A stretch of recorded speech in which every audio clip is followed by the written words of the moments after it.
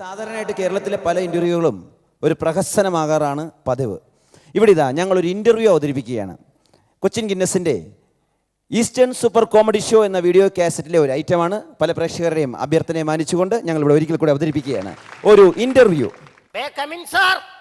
അകത്ത് വന്നിട്ടാണ് may come in sir ചോദിക്കണ. പിന്നെ സാറിന്റെ പുറത്ത് കയറി നിന്നിട്ട് മേ കമിൻ സാർ എന്ന് പറയാൻ പാടില്ല. അത് പാടില്ല. ഇന്റർവ്യൂവിന് വന്നായിരിക്കും. എന്റെ പൊന്നു സാറേ, ഈ ജോലി എങ്ങനെയെങ്കിലും ഒന്ന് ശരിയാക്കി ആ തരാം. ജോലി തരണോ വേണ്ടോ എന്നുള്ള കാര്യം ഞാൻ തീരുമാനിക്കാം. എന്താ തന്റെ പേര്? പൗലോസ്. ഓ പൗലോസ്. ഓ പൗലോസ് അല്ല, പി പൗലോസ്, പാട്ടത്തിൽ പൗലോസ്. അത് ശരി. വീട്ടിൽ എത്ര പേരുണ്ട്? വീട്ടിലും ഈ ഒരൊറ്റ പേര് മാത്രമേ ഉള്ളൂ, പൗലോസ്. എടാ വീട്ടിൽ എത്ര മെമ്പർമാരുണ്ടെന്ന്? മെമ്പർമാരായിട്ട് ആരുമില്ല, വോട്ടർമാരല്ലേ. എടോ വീട്ടിൽ എത്ര അംഗങ്ങളുണ്ടെന്ന്? അംഗങ്ങള് ആ 2 അച്ഛൻ 2 മക്കള്, മൊത്തം 3 പേര്. എങ്ങനെ?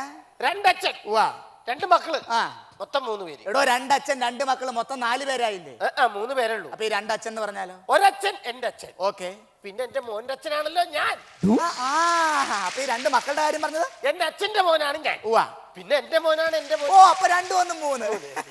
ഓക്കെ. അപ്പൊ തനിക്ക് ഇവിടെ ജോലി കിട്ടി എന്ന് വിചാരിക്കാം. എന്താ ഇത്? Leave letter. ജോലി കിട്ടി എന്ന് വിചാരിച്ചാ മതിയാ? അന്ന് ലീവ് ലെറ്ററും തന്നു വിചാരിച്ചാ മതി. ഓക്കെ. താൻ ഇവിടെ ജോലി ചെയ്ത് കഴിയുമ്പോൾ ആദ്യത്തെ മാസം തനിക്ക് ഞാൻ ഒരു 500 രൂപ ശമ്പളം തരും. 500 രൂപയോ? 500 രൂപ കൊണ്ട് ഈ കാലഘട്ടത്തിൽ ഞാൻ എങ്ങനെ ജീവിക്കുന്നു കൂടി പറഞ്ഞു. എടോ രണ്ടാമത്തെ മാസം താൻ ഇവിടെ കണ്ടിന്യൂസ് ആയിട്ട് വർക്ക് ചെയ്യുമ്പോൾ താൻ ഏബിൾ ആണെന്ന് എനിക്ക്. സാർ ഞാൻ അത്രക്കാരനല്ല. എടോ താൻ ഏബിൾ ആണെന്ന്. സാർ ഇന്ന് വരെ ഞാൻ ആ പ്രവൃത്തി ചെയ്തിട്ടില്ല. എടോ സാർ പ്ലീസ് അങ്ങനെ പറയരുത്. എടോ വിവരമില്ലാത്തവനാണ് ഏബിൾ എന്ന് പറഞ്ഞ സമർത്ഥൻ. അയ്യോ അങ്ങനെയായിരുന്നോ?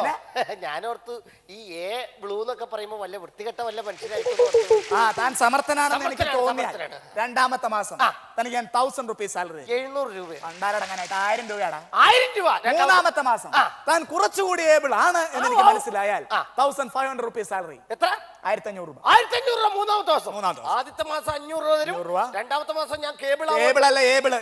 അതാവോടെ 1000 രൂപ. മൂന്നാമത്തെ മാസം ഈ പറഞ്ഞ സാധനമായി മാറുകയാണെങ്കിൽ 1500 രൂപ തരും. മൂന്നാമത്തെ മാസം തരും. ഉറപ്പാണല്ലോ? ഉറപ്പ്. കൊടുകൈ. Very good. അപ്പൊ ഞാൻ ആ മൂന്നാമത്തെ മാസം മുതൽ ജോലിക്ക് വരാൻ പൈസ എടുത്തു. കാശ് മേടിക്കാൻ വേണ്ടി മാത്രം ജനിച്ചേക്കണം. എടോ തനിക്ക് ഇവിടെ ജോലി കിട്ടണമെങ്കിലേ ഞാൻ ചോദിക്കുന്ന ചോദ്യങ്ങൾക്ക് കൃത്യമായിട്ട് ഉത്തരം പറയണം. അയ്യോ സാറ് ചോദ്യം ഒന്നും ചോദിച്ചില്ലല്ലോ. സാർ എന്ത് വേണേ ചോദിച്ചാൽ അടിപൊളിയായിട്ട് ഉത്തരം പറയും. ഈ ജോലി ഞാൻ കൊണ്ടുപോകും ചെയ്യും. ഓക്കെ റെഡിയാണ്. ഫസ്റ്റ് ക്വസ്റ്റ്യൻ ചോദിച്ചോട്ടെ. കൊക്ക് ഒറ്റക്കാലിൽ നിൽക്കുന്ന മീൻ പിടിക്കുമ്പോഴാണ്. അങ്ങനെയാണെങ്കിൽ ഒരു മനുഷ്യൻ എപ്പോഴാണ് ഒറ്റക്കാലിൽ നിൽക്കുന്നത്? കറക്റ്റ്. Second question. വെള്ളത്തിലൂടെ ഇങ്ങനെ പോകുന്ന ജീവിയുടെ പേര് പറയൂ. Very good. ഇതിങ്ങനെ മറിഞ്ഞു പോയാലോ? മറിയാമ. മൂന്നാമത്തെ ചോദ്യം. നമ്മുടെ നാട്ടിൽ എന്തിനാണ് മരങ്ങൾ വെച്ച് പിടിപ്പിച്ചിരിക്കുന്നത്? ഈ കാക്കയ്ക്കും പ്രാവിനും ഒക്കെ പറന്നു വന്നിട്ട് 2 ഡാൻ. എടോ നാട്ടില് മരങ്ങൾ വെച്ച് പിടിപ്പിച്ചിരിക്കുന്ന മണ്ണൊലിപ്പ് തടയാനാണ്. അങ്ങനെയാണ് ഈ ആണുങ്ങളൊക്കെ മൂക്കിന്റെ താഴെ മീശ വെച്ച് പിടിപ്പിച്ചേക്കണം. മൂക്കൊലിപ്പ് തടയാനാണ്. നീ ശരിയാവില്ല. നീ ചോദിച്ചോ. നാലാമത്തെ ചോദ്യം. നമ്മുടെ കാരണവന്മാരൊക്കെ ഒരു പഴമൊഴി പറയും. കോഴിക്ക് മുല വന്നാൽ പഴഞ്ചൊല്ല്. ഇത് യാഥാർത്ഥമാവുകയാണെങ്കിൽ എന്തായിരിക്കും നമ്മുടെ നാടിന്റെ അവസ്ഥ? എന്താവാൻ? ബ്രേസറിനൊക്കെ വില കൂടും. എങ്കിൽ നെക്സ്റ്റ് ക്വസ്റ്റ്യൻ. വിറ്റാമിൻ എ ഏറ്റവും കൂടുതൽ അടങ്ങിയിരിക്കുന്നത് എന്തിലാണ്? ഷക്കീലയുടെ സിനിമ പോസ്റ്ററിൽ. Next question. ഒരു കൊച്ചു ജനിച്ചു വീഴുമ്പോൾ അമ്മേ എന്ന് പറഞ്ഞ് കരയുന്നത് എന്തുകൊണ്ടാണ്? അച്ഛനാരാന്ന് അറിയാൻ പാടില്ലാത്തോണ്ട്. എങ്കിൽ നെക്സ്റ്റ് ക്വസ്റ്റ്യൻ. നമ്മൾ പത്രങ്ങളിലൂടെ വായിച്ചും ടിവിയിലൂടെയും കണ്ടും അറിഞ്ഞ കാര്യമാണ്. അമേരിക്ക ആദ്യമായിട്ട് ഒരു പട്ടിയെ ബഹിരാകാശത്തേക്ക് പൊക്കി വിട്ടു. ഇന്നലെ. ഇതിൽ നിന്ന് താൻ എന്ത് മനസ്സിലാക്കുന്നു? പട്ടിയെ മുകളിലേക്ക് പൊക്കി വിടാൻ ആളുണ്ടെങ്കിൽ ഏത് പട്ടിക്ക് മുകളിലെത്താന്ന് മനസ്സിലാക്കുന്നു. Last question. അയ്യോ ഞാൻ ചാകാൻ പോണല്ല. തന്നോടുള്ള അവസാന ചോദ്യം. അവസാന ചോദ്യം ചോദിക്കട്ടെ. ഫുൾ ഫോം പറയുക. എയ്ഡ്സ്. AIDS. എന്താണ് എയ്ഡ്സിന്റെ ഫുൾ ഫോം? അമേരിക്ക ഇന്ത്യക്ക് ദാനം തന്ന സാധനം. നമുക്ക് ഈ വക ചോദ്യങ്ങളൊക്കെ നിർത്താം. നമുക്കിനി മഹാന്മാരിലേക്ക് കിടക്കാം. മഹാത്മാഗാന്ധിനെ അറിയാമോ? എനിക്കറിയാൻ പാടില്ല. ഇതാരേത്? മഹാത്മാഗാന്ധിനെ അറിയാൻ പാടില്ല. എടോ ഇന്ത്യയിൽ ജനിച്ചു വളർന്ന പൗരനല്ലേ താൻ? അതെ. എന്നിട്ട് മഹാത്മാഗാന്ധിനെ അറിയാൻ പാടില്ല. ഓക്കെ വിട്ടുകളാ. ജവഹർലാൽ നെഹ്റുവിനെ അറിയാമോ? ഇത് ആരാന്ന് എനിക്കറിയാൻ പാടില്ല. ഇത് ആരേത്? ജവഹർലാൽ നെഹ്റുവിനെ അറിയില്ല? അറിയില്ല. എടോ ഇന്ദിരാഗാന്ധിനെ അറിയാമോ? എനിക്കറിയാൻ പാടില്ല. അറ്റ്ലീസ്റ്റ് രാജീവ് ഗാന്ധിനെ എനിക്ക് അറിയോ? എനിക്ക് ഇവരെ ആരെ അറിയാൻ പാടില്ല. സാറിന് ബാബുവിനെ അറിയാമോ? എനിക്കറിയില്ല. ജോസഫിനെ അറിയാം? അറിയില്ലെന്ന്. തങ്കപ്പനെ അറിയില്ലടോ. ആ ഇതാ പറഞ്ഞേ. എന്തെന്ന്?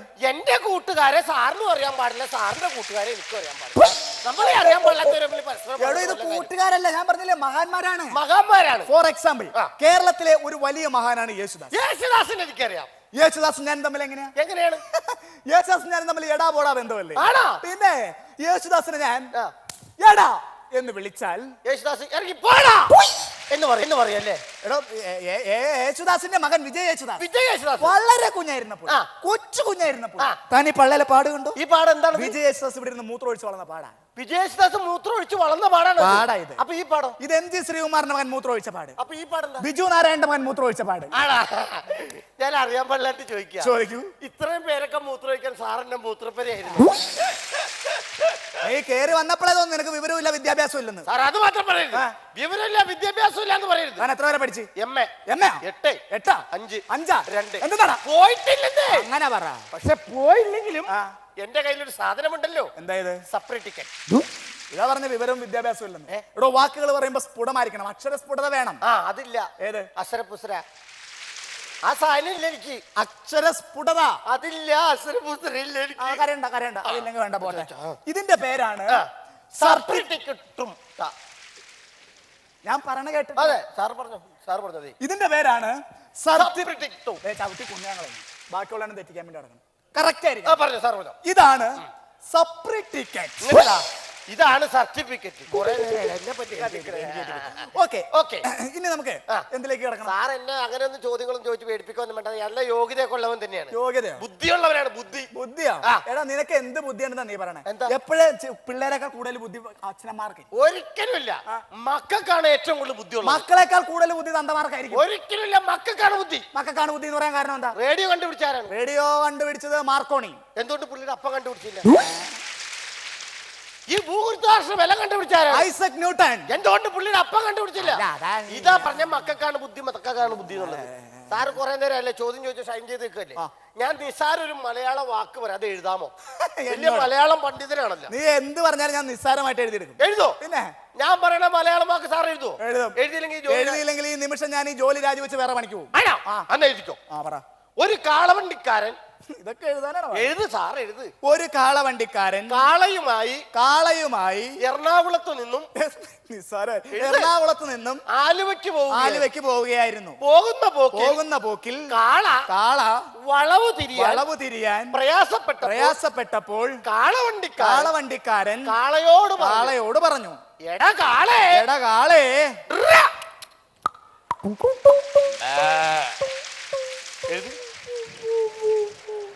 എഴുതാൻ. അത് ഇപ്പൊ ഈ പറഞ്ഞ എഴുതാനുള്ളതാണോ? ലാസ്റ്റ് പറഞ്ഞാണ് മെയിൻ ആയിട്ട് എഴുതണ്ടല്ലേ? എഴുതരുത്.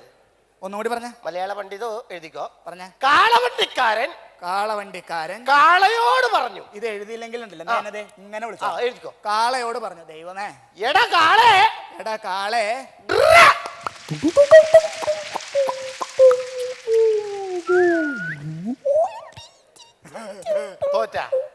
തോറ്റ. ഞാൻ പറഞ്ഞ വാക്ക് പാലിക്കുന്നു.